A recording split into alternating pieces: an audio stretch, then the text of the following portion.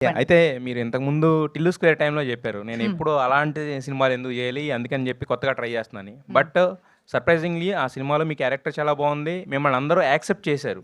అంటే అనుపమ ఇలా కనపడినా కూడా మేము యాక్సెప్ట్ చేస్తాము అని జెప్పేసి. బికాస్ ఆఫ్ ద క్యారెక్టర్ దాన్ని మీరు పోర్ట్రే చేసిన విధానం వల్ల. బట్ ఆఫ్టర్ దట్ మళ్ళీ అంటే మీరు ఇంతకుముందు ఏవైతే ఒక మిడిల్ క్లాస్ రోల్సో లేదంటే గనక ఒక మట్టి వాసన మీరు చెప్పిన విలేజ్ డ్రామాస్ మళ్ళీ వీటికే వచ్చేసారు. అంటే ఆ డిఫరెంట్ పికింగ్ అనేది మళ్ళీ మైండ్ సెట్ మార్చుకోవడానికి రీజన్ ఏమైనా ఉందా? లేదండి. అట్లా మైండ్ సెట్ ఏం మార్చుకోలేదు. Even now I'm experimenting. నేను ఇప్పుడు సైన్ చేసిన ఫిల్మ్ అప్‌కమింగ్ మూవీస్ ఉన్నాయి కదా! ఇప్పుడు ప్రీవియస్‌గా ఇప్పుడు 'సంపత్' గారితో చేసిన ఫిల్మ్‌లో వేరేలా ఉంది క్యారెక్టర్. అండ్ ఇప్పుడు నేను సైన్ చేసిన క్యారెక్టర్స్ అయితే చాలా ఎక్సైటింగ్ క్యారెక్టర్స్. ఒక్కొక్క క్యారెక్టర్ ఇప్పుడు దీనికి నా నెక్స్ట్ క్యారెక్టర్‌కి అస్సలు సంబంధం ఉండదు. ఆ ప్రామిస్ మాత్రం నేను ఇవ్వగలను. ఆహా! ఇప్పుడు కూడా అదే ఎక్స్‌పెరిమెంటలే నేను. అంటే మీరు ఎక్స్‌పెరిమెంట్ చేస్తున్నారు. బట్ ఎక్స్‌పెరిమెంట్ చేసే జోనర్ అంతా కూడా సేమ్ ఉంది కదా! ఆల్‌మోస్ట్ విలేజ్ అట్మాస్ఫియర్ అంటే ఒక మిడిల్ అట్లాంటి క్లాస్ మంచి ఆఫ్ స్టోరీస్ రావాలి. 'టిల్లు స్క్వేర్' చేసినప్పుడు it was a very strong character.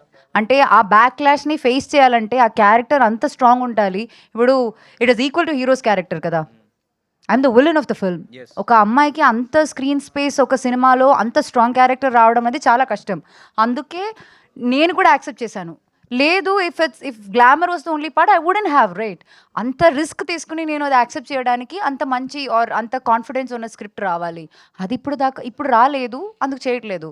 ఒకవేళ అట్లాంటి ఒక స్క్రిప్ట్ వస్తే మనకి తెలియదు. ఐ రావాలని మైట్. కోరుకుంటున్నాం. అలాంటివి చేయాలని కోరుకుంటున్నాం. నరేష్ గారు వాట్? రావాలని కోరుకుంటున్నాం. అలాంటివి చేయాలని కోరుకుంటున్నాం. ఆల్ ద బెస్ట్ చెప్తున్నాం మేడం.